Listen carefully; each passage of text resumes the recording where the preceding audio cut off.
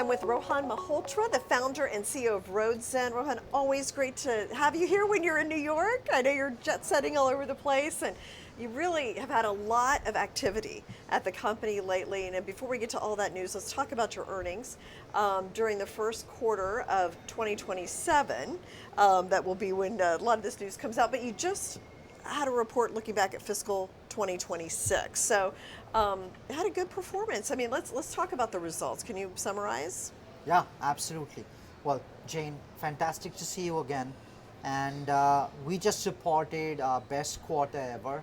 So we are super excited about that as a company. I think, over the last 2 years, all the bricks that we've laid to come to this level. So we just reported end of financial year 26, which is year ending March 2026.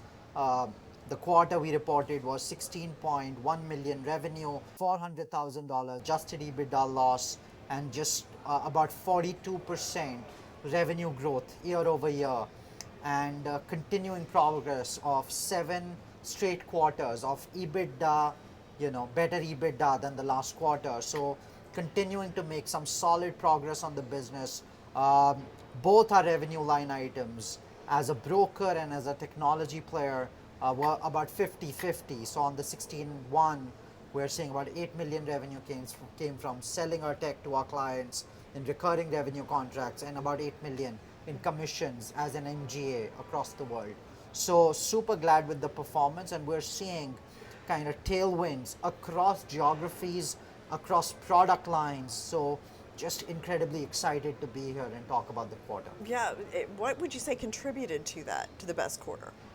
I think, we kind of see growth from the Indian market, which is a big market for us, and the US market as well. These are the two major growth drivers for the business. Alongside, we're seeing, when we acquired the VehicleCare and Elite Cover businesses, they had basically almost zero revenues or very low revenues at the time.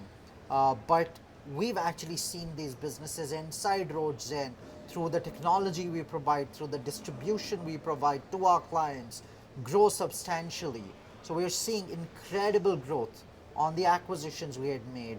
We're also seeing just our core business expand very beautifully, both in terms of profitability as well as top line growth, where India, which is growing 60-70% year over year for us, US is growing 30-35%, and we expect both to accelerate, which I think puts us in a very kind of a small league of companies growing at this level on the NASDAQ. Okay, and then what would you say the picture looks like for revenue going forward, and as you've started fiscal year 27?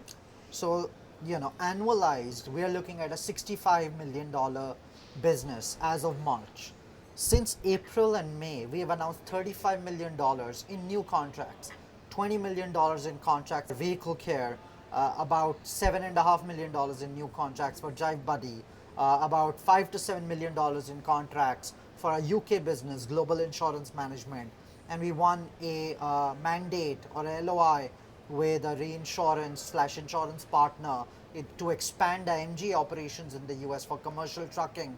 That should contribute 6 to 7 million of revenue. So you're seeing a business at 65, and just in the first 3 months of the year for us, from our fiscal year perspective, we've added 35 million of revenue in these 3 months in terms of what is contracted and will be guide into revenue over the next 4 quarters. So we are very confident about hitting this 100 million annual recurring revenue for the business this year and over the next 4 quarters, and that will come with profitability. It will come with 60 to 70% growth. So we are very excited to get to that level over the course of the year. Now you mentioned DriveBuddy, so there was a new agreement for drivebuddyAI this week. That's the second AI DriveBuddy contract that you've announced this quarter, right? So, I mean, talk about that, and do you think that Wall Street analysts have factored in those agreements into the value of the stock? Well, DriveBuddy is pure AI, right? There's no human intervention anywhere in DriveBuddy. It's AI that's used to make vehicles safer, with one camera looking at the road, one camera with and one camera looking at the driver, and a large neural network that's making decisions on behalf of the driver about, are you about to collide into something, are you distracted, are you drowsy, etc. And these decisions are incredibly hard because they come in complex real world road conditions.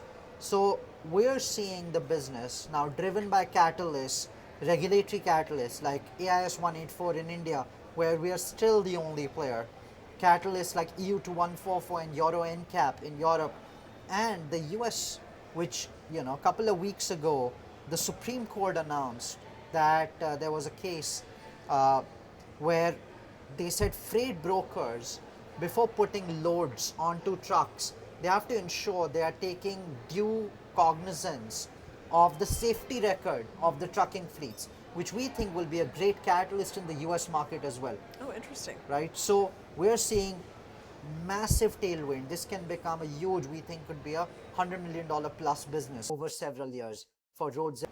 Now, just in terms of these two contracts, they are about $7.8 million in new contracts we have announced since May, just for DriveBuddy itself, for equipping 3,600 electrical buses and about 3,000 trucks.